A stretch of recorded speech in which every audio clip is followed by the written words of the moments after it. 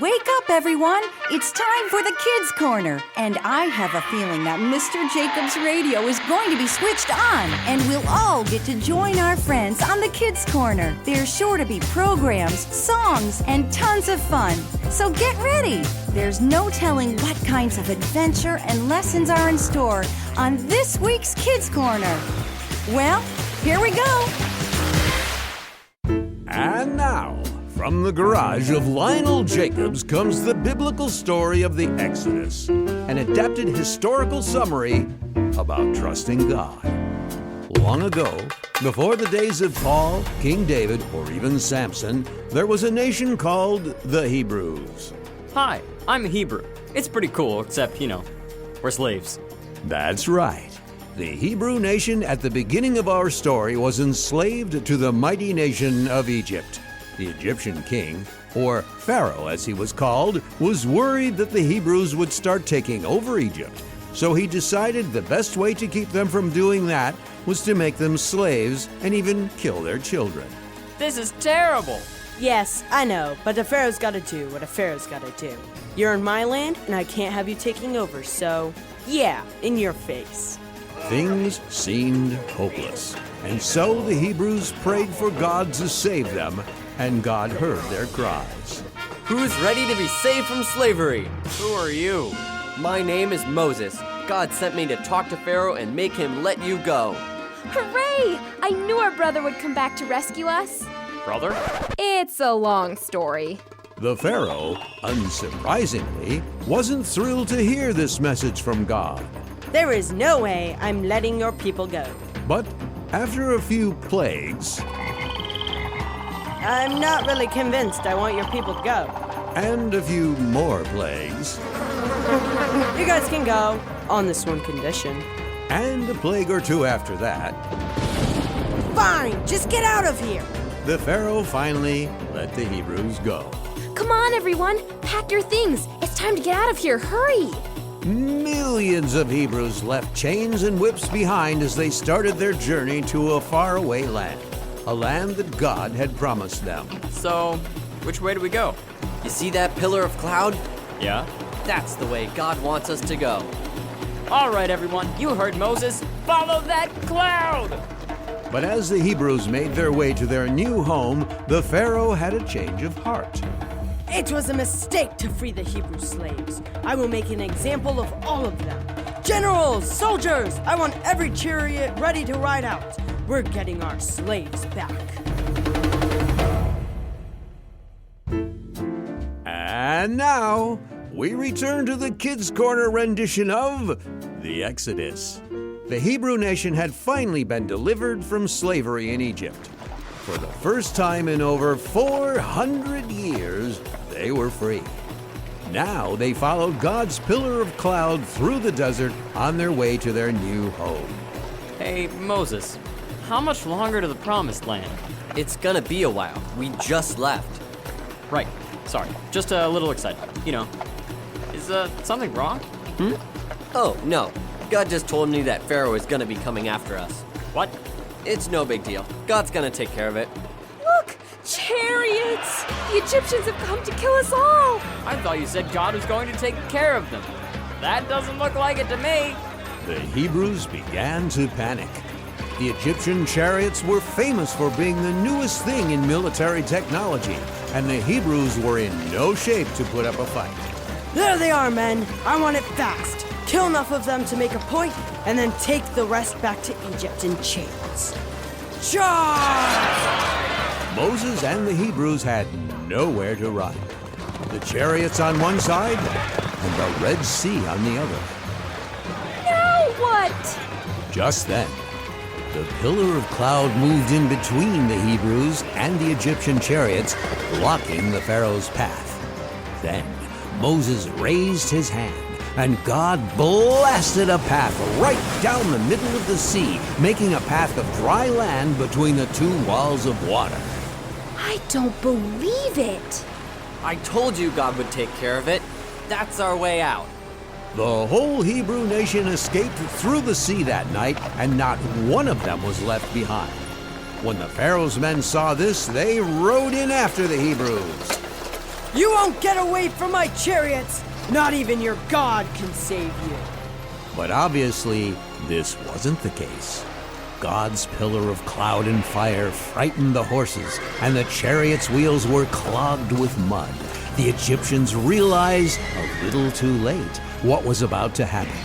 Once the last Hebrew made it to the other side, Moses raised his hand again, and God closed the sea again, drowning all of Pharaoh's army. No! The Hebrews looked on in wonder. God saved us. Yeah, it looked like we were goners, but he did something amazing. Told you guys, you've just gotta trust him. He'll always take care of us. I think I feel a song coming on. You know, I do too. The Hebrew people then struck camp and headed out into the desert. What awaited them there, no man could tell. But if they learned their lesson, the Hebrews would realize that God would always help them. As Moses led his people through the desert, they began to get worried. Hey, do you have any food left? Not much. I hope we get to the promised land soon. Moses said there'll be tons of food where we're going. Yeah, but who knows when that will be? I'm almost out of water, too. Things were looking a little serious. The deeper into the desert they went, the more the people worried. Hey, Moses, what's going to happen to us out here? Did you send us here to die instead of in Egypt where there was food? Yeah, what kind of leader takes millions of people out into the desert with no food and water? Look, guys, God told me he's got things covered. Yeah, well, what does God know? He's the one who brought us out here with his pillar of cloud and fire. Seriously? Yeah, that sounded pretty dumb to me too, if we're being super honest. Okay, so what's the plan? Go to bed and you'll see in the morning. All right, if you say so. The next morning, everyone woke up to find the ground was covered with a white, flaky layer. What is it? That's what I was wondering. Eat up, everyone. This is the food God has for us as we head to the promised land. It's like a bready, sweet thing. Kind of melts in my mouth. Yeah, I like it. It's really filling too. The people called this new food manna and were completely satisfied. You know what would really go well with this? Meat. Fine. As I was saying, with this manna and birds called quail to eat, the people were I need water. All that to say, God had provided food and water in the wasteland for his people. For the rest of these days in the desert, manna would fall from the sky to feed the Hebrew people, and he provided water for them to drink as well. God saved us. Yeah, it looked like we were goners, but he did something amazing. Told you guys, you've just got to trust him. He'll always take care of us. The Hebrew people then struck camp and continued on toward the promised land. What awaited them there, no man could tell. But if they learned their lesson, the Hebrews would realize that God would always help them. The journey to the promised land was long and difficult, but eventually the Hebrews reached the borders of their new home. All right, guys. God told me to send spies to check out the land before we go into it. Sounds good. You can count on us, Moses. Yeah, Hebrew secret agents prepped and ready to infiltrate on your mark. Right. See you guys. Bye. And with that, the 12 spies went into the promised land to scout it out and see if it was a good place to live. After 40 days, they returned. They're back. They're back. Wonderful. Tell us what you've seen. It was amazing. The land is rich, the air is clean. It is totally just a land dripping with milk and honey. Oh, and the fruit. Check this out. The Hebrews were amazed by the stories of lush valleys, dense forests, and Giants everywhere! What's wrong with him? The people are a little big. Enormous, huge, titanic! We can take them. There's no way we can take them. We're all gonna die! This talk of giants and dying really worried the Hebrews. You mean after this whole trip, we can't even go into the land? Or else we'll get squashed like bugs? Guys, come on. Haven't you learned? We're goners! No! Let's go back to Egypt. Needless to say, God wasn't happy with his people. He even thought about destroying them all and just making Moses the new nation that would live in this land. But Moses pleaded with him not to do this. So God decided another option. Everyone, God has said because you will not trust him, we all have to go out into the desert for 40 years. 40? Years? But what's gonna happen to us? I told you guys, you've just got to trust him. He'll always take care of us. The Hebrew people then struck camp and went back into the wilderness. What awaited them there, no man could tell. But if they had learned their lesson, the Hebrews would have realized that God would always help them. You know what, everyone? I think we can do this after all. We don't need to go out into the wilderness. We don't need to be afraid. Hey, we don't even need God. Just give it up. I never should have listened to you. Let's just listen to the next program.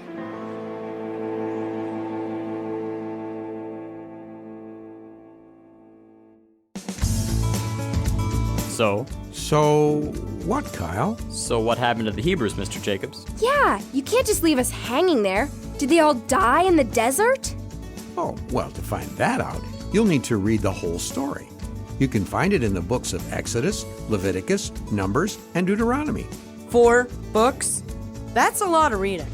You can say that again, Everett. Well, the story's mixed in with a lot of laws that God was teaching his people at that time.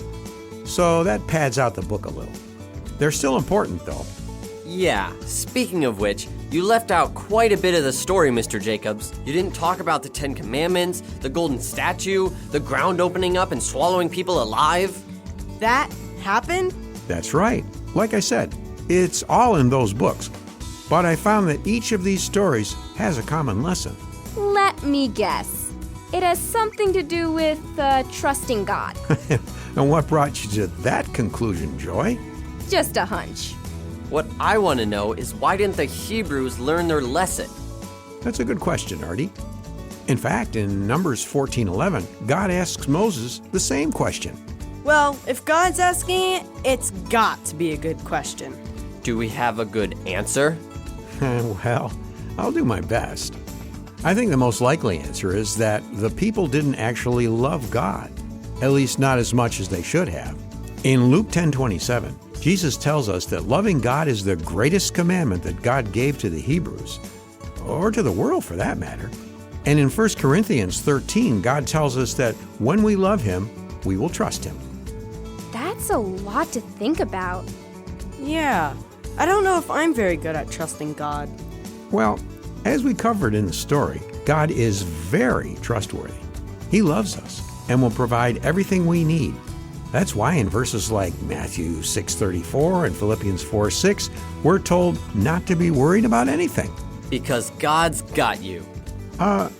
Right, Artie. Well, we've got to get going. Thanks for having us over, Mr. Jacobs. No problem, guys. Want to turn the radio off for me as you leave? I'll do it, guys. Thanks!